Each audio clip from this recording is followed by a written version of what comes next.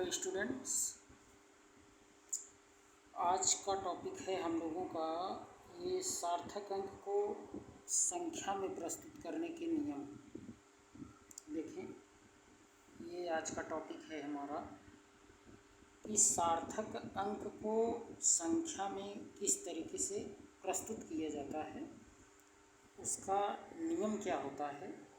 सार्थक अंक को संख्या में प्रस्तुत करने का, तो उसके बारे में हम लोग आज पढ़ेंगे। देखिए,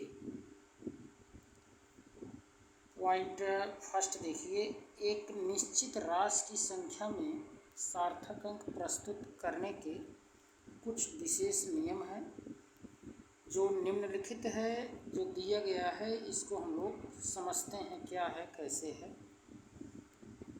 देखिए, नियम नंबर 1 देखिए, पहला नियम आप देखें। पहले नियम में वे समस्त अंक जिसमें शून्य नहीं है वो सार्थक होता है। उदाहरण के लिए जैसे आप देखें 44.3 में कितने सार्थक अंक हैं, तो तीनों गिने जाएंगे, दशमलव को नहीं गिना जाता, ये जानते रहिए। अब जैसे 5.243 में सार्थक अंक हैं कितने, दशमलव को छोड़कर ये चारों गिने जाएंगे, इसलिए 4 सार्थक अंक हैं। ठीक। और 41.124 में 5 सार्थक अंक है, दशमलव को गिनते नहीं और सभी को काउंट कर लेंगे तो 5 सार्थक अंक आपको देखने को मिल जाएगा। हाँ, यहाँ नोट करके लिखा है कि दशमलव बिंदु की सार्थक अंक में गणना नहीं की जाती है, ये हम अभी साथ साथ बताए। इसके अलावा आप ज़रा देखें, यहाँ दूसरा नियम देखिए, सेकंड रूल, यदि शून्य दो अंकों के मध्य स्थित हो तब यह सार्थक अंक है। जैसे देखिए 6.02 दिया है ना, तो 6 और इधर एक संख्या है, यहाँ दशमलव लगा है और यहाँ 0 है, इन दोनों के बीच में ये 0 आया है, इसलिए ये भी गिना जाएगा, काउंट किया जाएगा। इसलिए दशमलव का तो काउंट नहीं किया जाता, नोट में आपने देख ही लिया। तो इसमें कितने सार्थक अंक हो गए, 3 सार्थक अंक हो गए। ठीक। ऐसे 6.001 में दशमलव छोड़कर ये इधर भी नंबर है, इधर भी नंबर है, तो ये 4 सार्थक अंक हैं। अभी एक इम्पॉर्टेंट बात आपको देखने को मिलेगा कि दशमलव के बाद 0 रहता है और कोई संख्या नहीं रहता, फिर भी सार्थक अंक हो जाता है, ये अभी आपको देखने को मिलेगा। अब हम लोग नियम नंबर 3 देख लेते हैं कि वह शून्य जो अशून्य अंक के बाईं तरफ लिखा जाता है सार्थक अंक नहीं होता। जैसे 0.5312 ये सब लिखा जाएगा तो ये 0 नहीं माना जाएगा, जबकि ये 4 सार्थक अंक हो जाएंगे। ठीक उसी तरीके से तो वे केवल दशमलव बिंदु का स्थान निर्धारित करते हैं, इनको सार्थक अंक में नहीं गिनते। जैसे 0.523 में 3 सार्थक अंक हैं, यही 523, और इसमें आप ज़रा देखें, इसमें केवल 2 सार्थक अंक, क्योंकि ये बाईं ओर लिखा गया है तो काउंट नहीं होगा। ठीक। तो केवल इसमें 1 और 4 जो देख रहे हैं वही सार्थक अंक है। 0.002 में केवल 2 जो है यही सार्थक अंक है, 1 सार्थक अंक है और इधर सार्थक अंक नहीं है। नियम नंबर 4 देखते हैं। नियम नंबर 4, अब इसमें देखिए, समस्त शून्य जो दशमलव बिंदु के दाहिनी तरफ आते हैं वो सार्थक अंक हैं। वे मापक उपकरण की शुद्धता को प्रदर्शित करते हैं।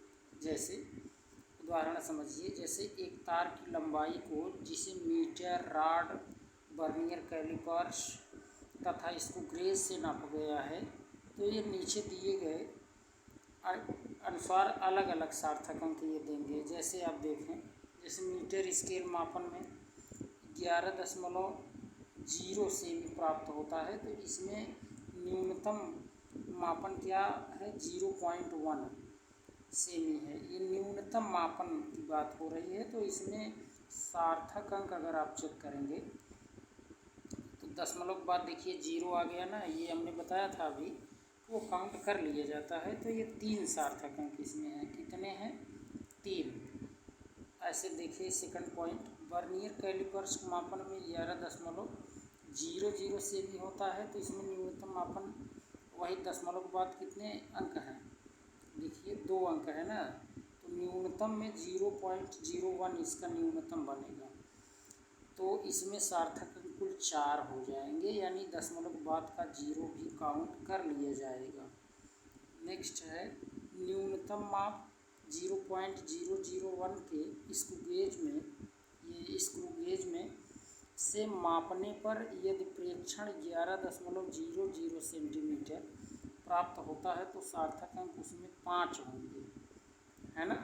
जैसे अगर दिए जाए यहाँ 12.001 या यहाँ भी 0 ही लिख दिया जाए, तो इसमें कुल सार्थक अंक कितने होंगे, तो 5 हो जाएंगे। ठीक, यही ये कह रहा है। और देखिए यहाँ नोट, कुछ आप समझिए, नोटेड पॉइंट है, इसको याद रखना है कि ध्यान रहे कि कोई संख्या 0 पर समाप्त होती है जो दशमलव बिंदु के दाहिनी तरफ नहीं है, तो वह सार्थक हो भी सकता है अथवा नहीं भी। जैसे एक उदाहरण समझिए, एक संख्या हमने ये लिया, इसमें 3, इसमें कितने सार्थक अंक हैं, 1, 8, 5 ये, और 4 अथवा 5 सार्थक अंक हो सकता है। क्यों 4, 5 हो सकता है? जैसे देखिए इसमें 4 हो सकता है कब, जब 1, 8, 5.10 लिखा रहे, 10 की देखिए 1.85 गुणे यहाँ रहेगा, गुणे 10⁻1, तब यहाँ 3 सार्थक अंक होगा। और अगर लिखा गया हो यहाँ, जैसे इसको तो हम लोग यहाँ पर लिख सकते हैं 10⁻2, क्योंकि 2 0 है, 2 0, तब भी 3 नहीं रहेगा। और अगर 1, 8, 5 और 0 लगा दें, 1 0 लगा के तब हम यहाँ पर गुणा करके 10⁻1 करें, तो इसमें 4 सार्थक अंक होंगे। ठीक, यही कहा जा रहा है। और देखिए 5 सार्थक अंक कब होगा, जब 18,500 के बाद दशमलव लगा दें। ठीक, तो ये 5 माना जाएगा। और अगर दशमलव नहीं है तो केवल 3 ही माना जाएगा। ये आपको यहाँ देखने को मिलेगा, इसकी विवेचना आगे की जा रही है। ये नियम नंबर 5 देखिए, कन्फर्म हो जाएगा। सिरे पर उपस्थित शून्य को सार्थक अंक नहीं माना जाएगा यदि उसमें दशमलव बिंदु नहीं है। जैसे 500 लिखा गया है, तो इसमें केवल एक सार्थक अंक है, 5 बस। और अगर 500 के बाद दशमलव लगा दें, इसमें 3 सार्थक अंक हो जाएगा ये। और दशमलव के बाद अगर 0 लगाएं तो वो गिन लिया जाएगा, जानते रहिए, वो 4 सार्थक अंक होगा। ठीक, तो इस तरीके से आप समझ गए होंगे। अब हम लोग ये टॉपिक है एक, देखें, इसको देख लेते हैं, चरघातांकी संकेत या वैज्ञानिक संकेत। ये टॉपिक देखिए, इम्पॉर्टेंट है, समझिए एक एक करके, बहुत इम्पॉर्टेंट है, आपको इससे जानकारी मिलेगी। चरघातांकी संकेत, एक्सपोनेंशियल नोटेशंस और अथवा साइंटिफिक नोटेशंस यानी वैज्ञानिक संकेतन। अब इसमें देखिए किस तरीके से हम लिखते हैं। संकेत में प्रत्येक संख्या n × 10⁻n में लिखी जाती है। और n क्या है? एक संख्या है जो दशमलव के बाईं तरफ है तथा उसमें एक अशून्य अंक है। जैसे n बराबर 10 की घात, जो कि धनात्मक, ऋणात्मक या शून्य हो सकती है, कुछ भी हो सकता है। तो घात के रूप में एक राशि को लिखने के लिए उस स्थान की गणना कर लेनी चाहिए जहाँ से दशमलव को हटाया गया है। अब जैसे देखिए घात धनात्मक होगी, ये दशमलव बाईं ओर ले जाएंगे। देखिए दशमलव जब बाईं ओर ले जाएंगे तब घात, जो 10 के ऊपर घात लगाएंगे ना, वो धनात्मक होगी। ठीक, और अगर आप दशमलव को दाहिनी ओर ले जाते हैं तो 10 की जो घात लगाएंगे यहाँ, वो ऋणात्मक होगी, ये याद रखना है। ठीक, अच्छा, इसका उदाहरण देखें तो ज़्यादा समझ में आएगा। उदाहरण देखिए, जैसे यहाँ पर लिखा गया है 40400, यानी इसको आप कह सकते हैं 40,400.0। तो इसमें अगर आप इस दशमलव को, यहाँ जो दशमलव है, इसको यहाँ से निकाल कर अगर आप लिखते हैं यहाँ पर, यहाँ लाते हैं, तो देखिए कितने अंक आया ये बाईं ओर। तो आप कहेंगे, देखिए 1 अंक, 2 अंक, 3 अंक, 4 अंक, 4 अंक आप लाए, बाईं ओर आपने लाया है। तो बाईं ओर लाएंगे तो धनात्मक में देखिए 10 की घात 4 लिखा गया है ना। तो दशमलव को 4 स्थान बाईं तरफ ले जाया गया है, इसलिए ये धनात्मक हो गया। और नेक्स्ट एग्जाम्पल देखेंगे तो और क्लियर हो जाएगा। अब इसमें देखिए, इसमें लिखा गया है क्या, 0.000।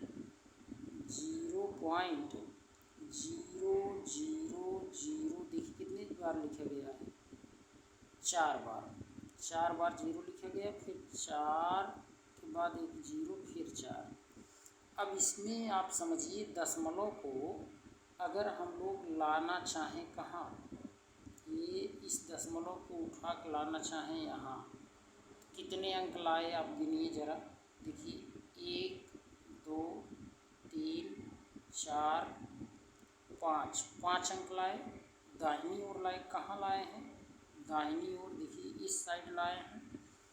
अगर दाहिनी ओर लाए हैं तो हमें क्या लिखना पड़ेगा, इसको लिखेंगे हम 4 दशमलव, अब तो यहाँ आ गया और यहाँ आ गया, तो 4.04 गुणे 10 की घात लगाएंगे। कितनी बार लाए थे आप, 5 बार, है ना। गिन लीजिए 1, 2, 3, 4, 5 बार लाए, तो 10 की घात 5 लिखेंगे, लेकिन माइनस में। ठीक, वही यहाँ पर आपको देखने को मिलेगा। तो ये समझ गए होंगे। अब घात के रूप में गणना बहुत छोटी तथा बहुत बड़ी राशि लिखने में बहुत उपयोगी सिद्ध होती है।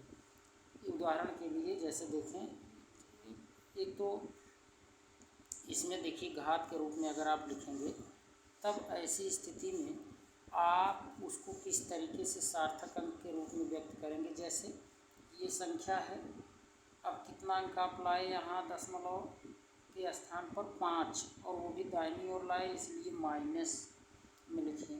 तो यहाँ पर 2 अंक केवल मिला, तो 2 ही सार्थक अंक होगा। इसमें कितने सार्थक अंक हो जाएंगे, केवल 2 सार्थक अंक हैं। ठीक, ऐसे अवोगाद्रो संख्या का वैज्ञानिक गणना के रूप में अगर आप इसको लिखेंगे तो यहाँ घात धनात्मक है, लेकिन घात नहीं लिया जाता। अब यहाँ देखिए 4 अंक आपको यही सार्थक मिलेंगे। कितने हैं, 4 सार्थक अंक। इसमें घात चाहे धनात्मक हो चाहे ऋणात्मक, उसको हम सार्थक अंक में नहीं गिनते। ऐसे आपको देखने को मिलेगा प्लांक नियतांक 6.625 गुणे 10 की घात -34 जूल सेकंड है। तो इसमें सार्थक अंक, ये घात वाला एकदम छोड़ दीजिए, यहाँ 4 है तो बस 4 होगा। कितना सार्थक अंक होगा, 4। नेक्स्ट देखिए, एक संख्या 18,500 में 3, 4 अथवा 5 सार्थक अंक हो सकते हैं। कैसे हो सकता है देख लीजिए, यहाँ अभी वो बताए हुए थे आपको। अब इसमें कितने हो सकते हैं सार्थक अंक, 3। क्योंकि ये तो घात वाला जुड़ेगा नहीं। यहाँ पर आप देखेंगे 4 है तो 4 सार्थक अंक, ये घात वाला जुड़ेगा नहीं। यहाँ पर देखिए कितने हो जाएंगे तो 5 हो जाएगा, ये घात वाला जुड़ेगा नहीं। तो इस तरीके से आप देख सकते हैं। अब जैसे यहाँ निम्नलिखित संख्याओं में सार्थक अंकों की संख्या बताइए कितनी होगी। तो यहाँ तो 3 होगा और यहाँ आप चेक करेंगे तो 3 होगा। इसमें सारे गिन लीजिए, 5 हो जाएगा और इसमें 3 हो जाएगा। ठीक, तो इस तरीके से यहाँ देख सकते हैं, सब निकाला गया है, आप समझ सकते हैं। अच्छा, अब देखिए यहाँ निम्नलिखित में कितने सार्थक अंक उपस्थित हैं, आप इसको थोड़ा सॉल्व करिए, ज़्यादा समझ में आएगा। केवल 2 सार्थक अंक इसमें है, इसमें 3 है, इसमें देखेंगे तो 4 है और इसमें आप काउंट कर लीजिए। देखिए इसमें काउंट कर लेंगे ना तो केवल आपको 3 ही मिलेगा, क्योंकि यहाँ दशमलव लास्ट में नहीं लगा है। और यहाँ पर ये 4 सार्थक अंक मिलेगा, क्योंकि दशमलव के बाद 0 है। यहाँ कितने सार्थक अंक हैं तो 5 हो जाएगा। ठीक, इस तरीके से यहाँ इसका आंसर भी है, आप इसको देख सकते हैं। यहाँ पर 2 होगा, यहाँ 3 होगा और यहाँ पर 4 होगा और यहाँ केवल 3 होगा, यहाँ पर 4 होगा और यहाँ पर टोटल 5 हो जाएगा। ठीक, अब देखिए कुछ एग्जाम्पल और दिए गए हैं, जैसे 3.0 ग्राम तथा 3.00 ग्राम में अंतर बताइए। ये ऐसे क्वेश्चन हैं, ये सब इम्पोर्टेंट पूछता है। 3.0 ग्राम में कितने सार्थक अंक हैं, 2 सार्थक अंक हैं, तथा 3.00 ग्राम में 3 सार्थक अंक हैं। इसका अर्थ यह है कि दूसरा मापन प्रथम मापन से ज़्यादा यथार्थ है, मतलब ज़्यादा सही है। जिसमें जितना ज़्यादा सार्थक अंक होगा वह उतना ज़्यादा यथार्थ है, उतना ज़्यादा वह एकदम उसके क्लोजेस्ट पहुंच रहा है मापन के, अर्थात बहुत एक्यूरेट मापन हुआ है। ठीक, उदाहरण नंबर 4 देखिए। 1981 की गणना के अनुसार भारत की जनसंख्या 684 लाख है। इस परिणाम को वैज्ञानिक गणना के रूप में लिखिए तथा सार्थक अंक की भी गणना करना है। अब आप यहीं देख लीजिए इसको, 1 लाख है। 1 लाख कब होता है, जब आप 1 के बाद यहाँ कितना 0 लगाते हैं। देखिए 1 लाख में ये यहाँ पर देखिए इकाई, दहाई, सैकड़ा, हज़ार, 10,000, लाख, और यहाँ 10 की घात कितना देना चाहिए, 5। यहाँ दे दिया है, मिसप्रिंट है, इसको समझ लीजिएगा। 10 की घात कितना था, 5। और 684 लाख, 684 लाख, 684 लाख में अब देखिए इसी तरीके से आप 684 गुणे 10 की घात, यहाँ भी 5 होगा, 10 की घात 5।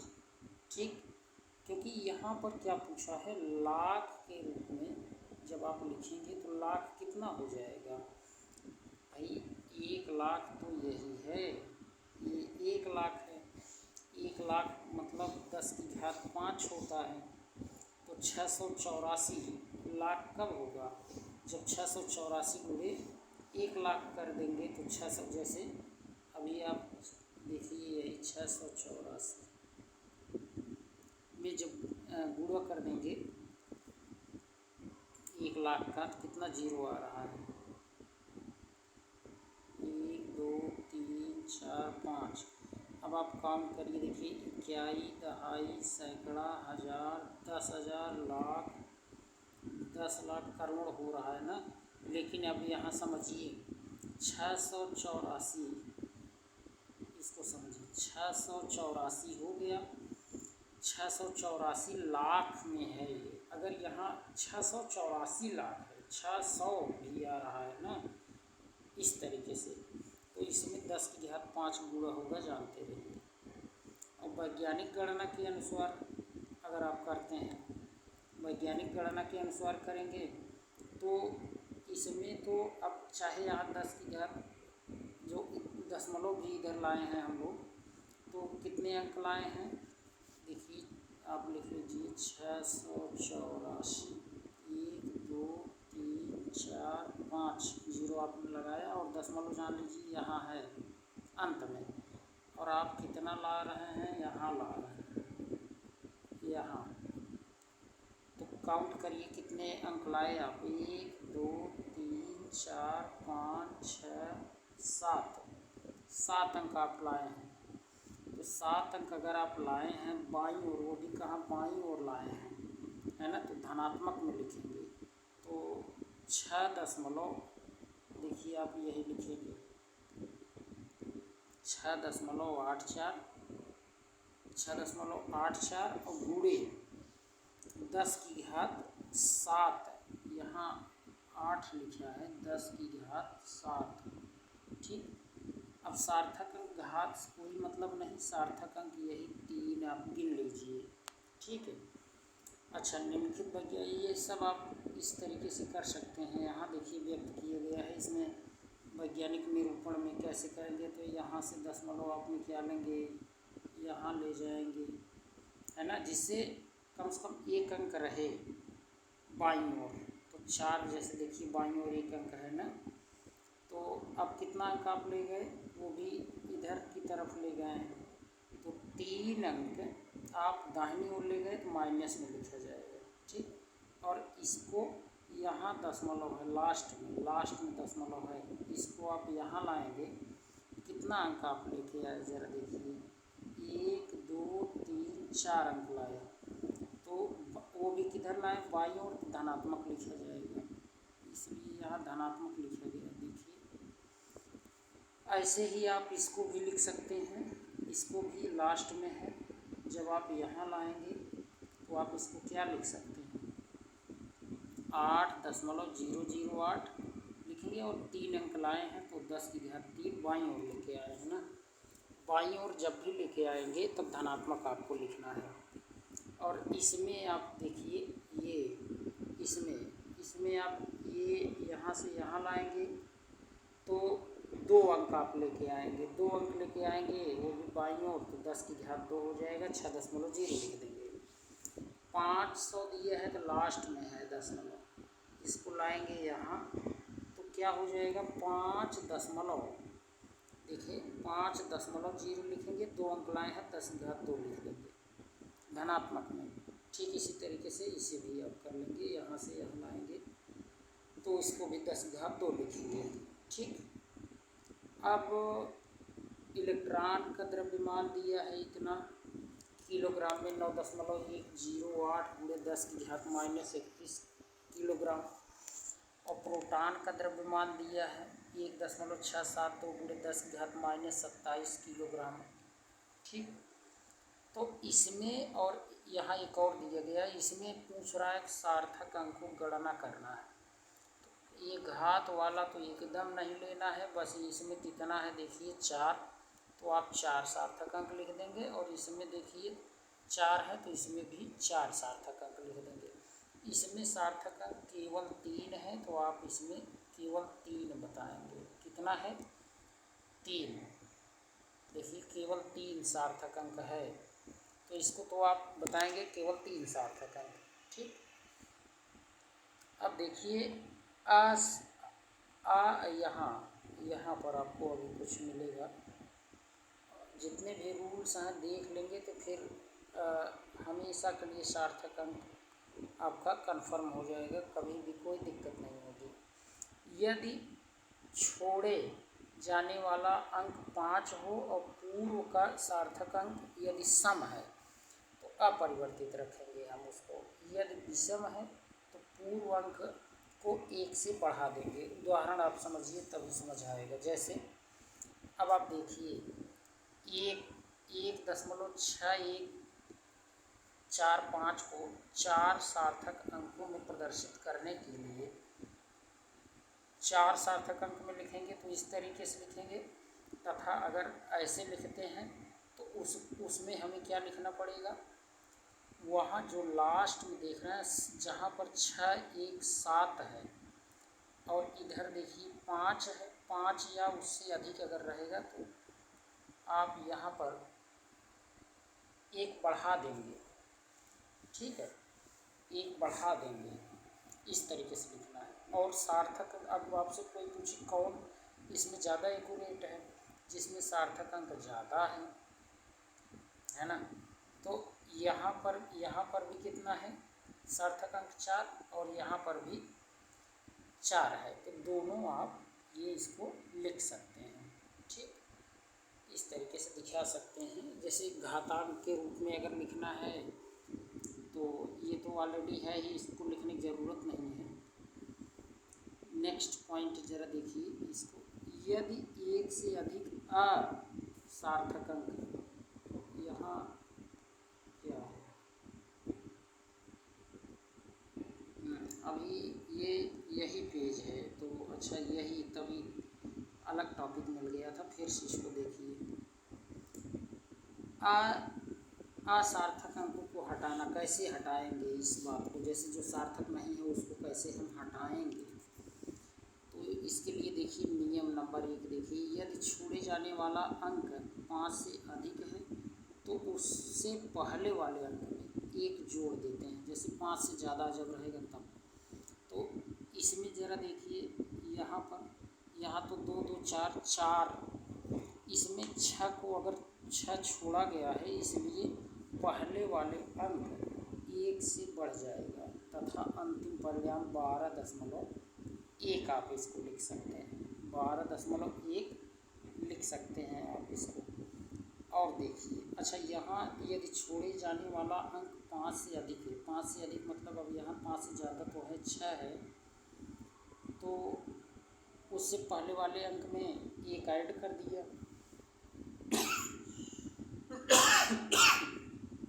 सॉरी, देखिए इसलिए बढ़ा देते हैं जब 5 से अधिक होगा।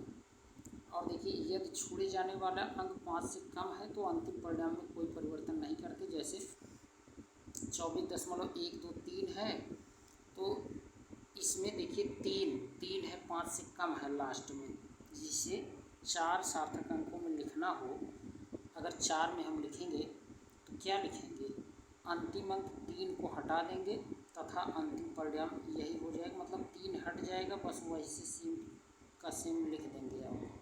ठीक, यही, और ये बात तो आप समझ ही गए होंगे कि किस तरीके से लिखेंगे, इसको समझ गए हैं। ये पॉइंट था आपका समझने के लिए। यदि 1 से अधिक असार्थक अंक को हटाना हो तो क्या हम यूज करेंगे, जैसे इस ये दशमलव के बाद 3 स्थान तक व्यक्त करना है अगर हमें, तो हम क्या करेंगे, इसका अर्थ ये है कि 5 तथा 6 अंक को छोड़ना है। तो सही उत्तर 2 पदों में प्राप्त होगा। अंतिम अंक 5 से अधिक था, अंतिम अंक 6 है ना, इसमें देखिए अंतिम अंक 6 है, तो हमें उसके पहला वाला जो 5 है वहाँ पर 6 लिख देना होगा। ठीक, देखिए यहाँ पर देखिए, और अगर दोनों अंक हटाना है तब जो उसके पहले 4 है, उसके पहले जो 4 है यहाँ, उसके बाद देखिए 5 है, तो हमें वहाँ इस 4 को 5 बना देना होगा। ठीक, 5 बना देंगे, तो इस तरीके से हम कर लेंगे इसको। अब जैसे सार्थक अंकों से संबंधित कुछ गणनाएं अगर करना है तो हम क्या करेंगे, जोड़ घटाव ये सब अगर करना है कैसे करेंगे ये देखना है। देखिए डायरेक्ट आप समझिए, इसको इम्पोर्टेंट है, थोड़ा समझेंगे तो क्लियर हो जाएगा डाउट। संख्याओं को जोड़ना, कैसे जोड़ते हैं, 3 संख्या दी गई है, 3.52, 2.3, 6.24 है, तो दशमलव के बाद भिन्न भिन्न स्थान है। दशमलव के बाद न्यूनतम स्थान वाली संख्या 2.3 है, भाई एक ही अंक में के बाद दशमलव लग गया है, तो इसका अर्थ ये है कि अंतिम परिणाम दशमलव के 1 स्थान बाद वाला होना चाहिए, एक ही स्थान के बाद होगा। तो अब आप सबको पहले क्या करिए, दशमलव के नीचे होना चाहिए। ठीक, और अंक जो बढ़ रहा है बढ़ने दीजिए, सबको आप क्या करिए, जोड़ कर लिख दीजिए, और उसके बाद दशमलव का 1 स्थान तक योग आप कर लिए, इतना आ गया, तो न्यूनतम वाला जो है वहीं तक लिखना है। 1 अंक तक कब कैसे लिखेंगे, आपको अभी मिला था ना, जैसे 12.06 है तो ये 5 से अधिक है, तो इसमें जीरो में एक जोड़ देंगे तो आ जाएगा 12.1। यही उत्तर हो गया। अब इतना जो यहाँ पर आपको देखने को मिल रहा है लिखा, आप इसको पढ़ सकते हैं, लेकिन यही है। अब संख्या को घटाएंगे कैसे, बात वही आ गई। यहाँ भी संख्याओं को घटाना भी योग की तरह ही किया जाता है। जैसे आप पहले घटा लिए, आपका उत्तर आ गया इतना, दशमलव के नीचे रख कर के घटाना होता है। यहाँ थोड़ा सही से नहीं लिखा है, आप अपने हिसाब से रखेंगे। दशमलव के देखिए 2 स्थान तक, ये न्यूनतम वाला लीजिए, 2 स्थान तक लिखना है। जैसे आ गया है घटाने के बाद 11.3630, तो 2 स्थान तक हमें लिखना है। इसके बाद ये 3 है तो इसको छोड़ देंगे पूरा, 5 या उससे अधिक होता तो लिखते, यही उत्तर हो जाएगी 11.36। ठीक, तो इस तरीके से आप उसको कर लेंगे और ये आपको मिल जाएगा यहाँ। फिर आप चाहे तो इसको पूरा डिटेल में पढ़ सकते हैं। ठीक, तो ये रूल है, इस तरीके से कर सकते हैं आप। और नियम 2 देखिए, गुणा, संख्याओं का गुणा अगर करना है तब क्या करेंगे। ऐसी स्थिति में यहाँ देखें, यदि हम 2.2120 यानी 5 सार्थक अंक का गुणा 2 सार्थक अंक, 5 सार्थक अंक का गुणा 2 सार्थक अंक से करें तो परिणाम देखिए इतना प्राप्त हो जाएगा गुणा करने के बाद। अब हम कैसे लिखेंगे, देखें इसमें आपको 2 सार्थक अंक, अब इस नियम को ज़रा समझें। परंतु नियम के अनुसार परिणाम को 2 सार्थक अंकों के रूप में प्रदर्शित करना है, अतः अंक 3, 3, 2 को हटा दिया जाता है। 3, 3, 2 मतलब ये लास्ट वाला हटा देंगे। ठीक, तो यहाँ पर देखें एक जीरो भी लगा है ना, ये न्यूनतम मान को कितना बता रहा है, 0.001 बता रहा न्यूनतम पॉइंट। इसलिए यहाँ पर 3 अंक तक हमें लिखना पड़ेगा।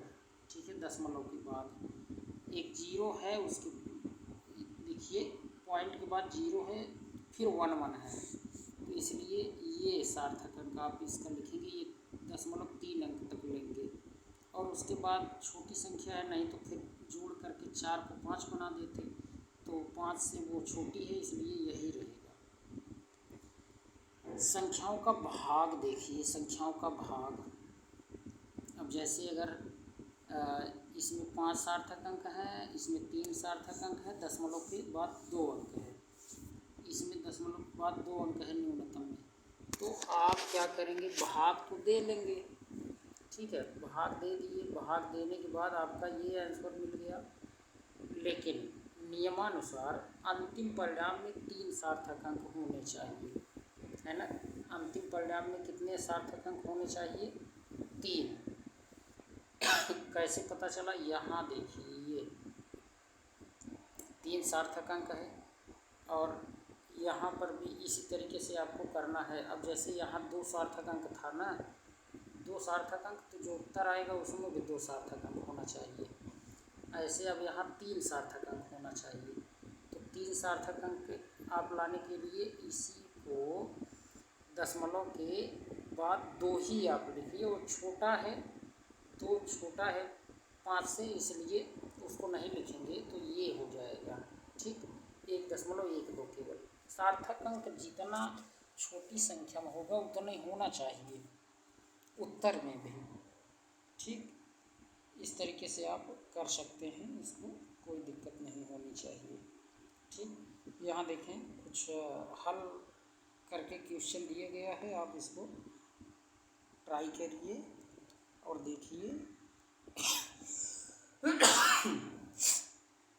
ठीक, आप चेक करेंगे तो निश्चित रूप से आपका प्रैक्टिस होगा और आप इसको समझ सकेंगे।